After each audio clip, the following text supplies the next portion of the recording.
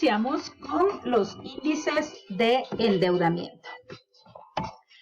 Estos índices nos van a permitir medir el nivel de dependencia que la empresa tiene ante terceros, es decir, ante entidades bancarias u otras empresas, acreedores, etc. Este índice o ratio de endeudamiento nos permitirá medir también la capacidad de endeudamiento que tiene nuestra empresa. Iniciamos con el primer índice de endeudamiento, concentración a corto plazo. Vamos a medir en este índice el porcentaje de concentración de nuestra deuda a corto plazo. Y como es a corto plazo, utilizaremos el pasivo corriente dividido el total del pasivo por 100. Es decir, que este índice nos permite determinar el porcentaje de endeudamiento actual a corto plazo. Y luego vemos el índice de endeudamiento, concentración a largo plazo. A diferencia del anterior, en este utilizaremos nuestras obligaciones a largo plazo, es decir, el pasivo no corriente o el pasivo a largo plazo, dividido el total del pasivo por 100. Y esto, al igual que el índice anterior, nos va a permitir determinar el porcentaje de endeudamiento actual, en este caso, a largo plazo. Y en el índice anterior determinábamos la concentración de la deuda a corto plazo. Veamos un ejemplo de concentración a corto plazo. Vamos a utilizar entonces el pasivo a corto plazo dividido el total del pasivo. Y tenemos un resultado de 0.92. Por 100, 92%. Y luego la concentración a largo plazo. Utilizaremos nuestro pasivo a largo plazo dividido total del pasivo. Tenemos un resultado de 0.07. Por 100 tenemos aproximadamente 8%. ¿Qué significan estos resultados?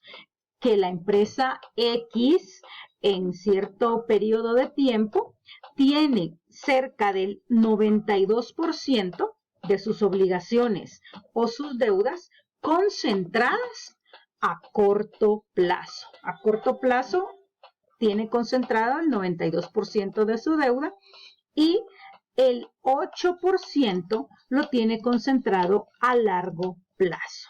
Aquí tenemos el 8%. ¿Esto qué significa? Que si existiera un problema de liquidez en la empresa y tuviésemos que pagar todas nuestras obligaciones de manera inmediata, tendríamos un problema de liquidez porque nos podría ocasionar problemas al intentar pagar esas deudas. Es decir, que la empresa X durante el periodo tal tiene concentradas sus deudas o sus obligaciones de corto plazo en un 92% y en un largo plazo a un 8%. Lo recomendable sería tener niveladas ambas obligaciones, es decir, un 50-50%, aunque las obligaciones a largo por ciento se sugiere que es mejor que sean en mayor porcentaje. En conclusión, es recomendable tener concentradas las deudas a corto plazo en un 50% y un largo plazo 50%, pero también se recomienda que las deudas a largo plazo sean en mayor porcentaje que las de corto plazo para que podamos tener menos problemas si tenemos dificultades de liquidez. Y por último veremos el índice de nivel de endeudamiento. En este índice vamos a utilizar el total del pasivo dividido el total del patrimonio. Es decir, que vamos a determinar cuánto soporta nuestro patrimonio actual, la deuda total que tenemos. Vamos entonces a utilizar el total del pasivo dividido el total del patrimonio y nos da un resultado de 0.3 veces. Esto significa que nuestro pasivo cabe dentro de nuestro patrimonio.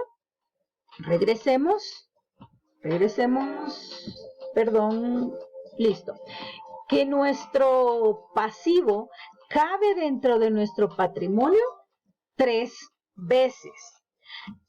Se interpreta, la empresa X en el periodo X demuestra que puede respaldar su actual deuda o sus obligaciones con su patrimonio 3 veces. Es decir, que por cada quetzal que la empresa debe de su deuda total, se cuenta con 3 quetzales para pagar. Es decir, pagamos aún nuestra deuda total tomando nuestro patrimonio.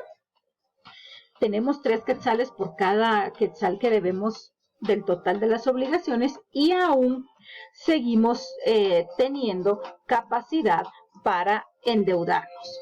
Esto podría comprobarse con una simple resta, es decir, si el total de nuestras deudas es 1.500.000, se lo restamos al patrimonio, que sería 4.500.000, y el resto, que sería 3 millones aproximadamente, es lo que nos queda aún de capacidad para endeudarnos.